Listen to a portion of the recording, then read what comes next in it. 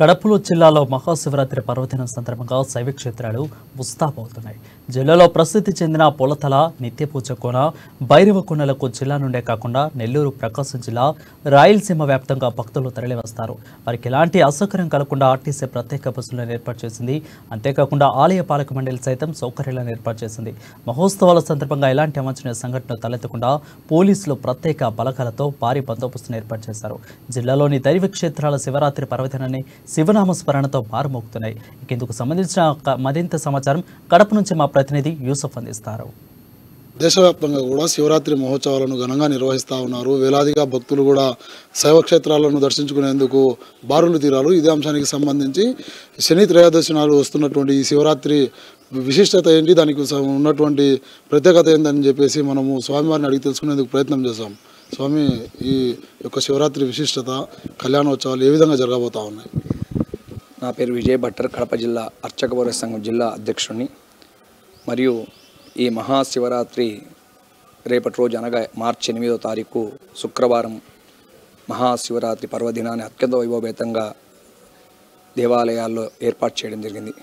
రాష్ట్ర ప్రభుత్వం తరపున మరియు దేవాదాయ ధర్మాదాయ శాఖ వారి ఆధ్వర్యంలో అనేకవంటి పుణ్యక్షేత్రాలైనటువంటి మన పొలతల క్షేత్రము, నిత్యపూజ కోన మరియు మన నాగేశ్వర కోన, కడప నగరంలో ఉండేటువంటి ప్రాచీనమైనటువంటి దేవుని కడప శివాలయము, ప్రకాష్ నగర్ శివాలయము, నబికోట్ శివాలయము, మృత్యుంజయకుంట, మోచంపేట శివాలయం, ఈ 5 శివాలయాల్లో కలుపుతూ అలాగే పుణ్యక్షేత్రమైనటువంటి పొలతల, నాగేశ్వర కోన, నిత్యపూజ కోన, చదిపిరాల నాగేశ్వర స్వామి దేవాలయం, పొద్దుటూరు శివాలయం, ఈ యొక్క దేవాలయాలు అత్యంత వైభవపేతంగా ఈ శివరాత్రి ఏర్పాటు కూడా జరుగుతున్నాయి.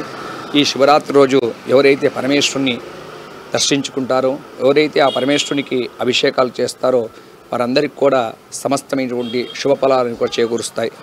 శివరాత్రి రోజు జాగారం చేసి ఆ రోజు ఆ పరమేశ్వరుని ధ్యానించడం వలన అనుకున్నటువంటి కోరికలను కూడా నెరవేరుతాయి. అంత విశేషమైన మహాశివరాత్రి రోజు భక్తులందరూ కూడా తండోపాలుగా భక్తులు వస్తున్నారు.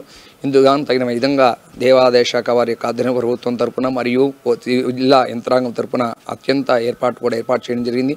ముఖ్యంగా వచ్చేటువంటి భక్తులు ముఖ్యంగా నిత్యపూజ కోన కానివ్వండి, అలాగే పొలతల క్షేత్రాలు కొద్దిగా జాగ్రత్తగా అందరూ కూడా, ఎందుకంటే ఎక్కువ రద్దీ ఉండటం వలన జాగ్రత్తగా వెళ్ళి స్వామి దర్శనం చేసుకొని రావాల్సిందిగా మా యొక్క విజ్ఞప్తి.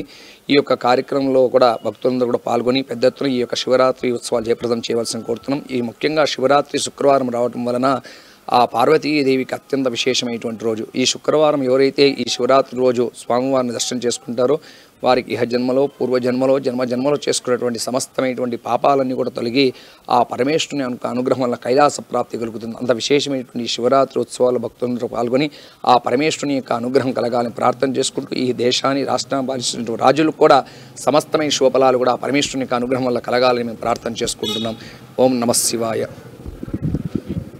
దేశవ్యాప్తంగా కూడా భక్తులు ఎంతో అత్యంత వైభవంగా జరుపుకునేటువంటి ఈ యొక్క శివరాత్రి వేడుకల్లో అందరూ కూడా పాల్గొని వారి యొక్క పాపాలను కూడా వినాశనానికి పొందేటువంటి మార్గం సుగమం చేసుకోవాలని చెప్పేసి స్వాములు తెలుపుతున్నారు.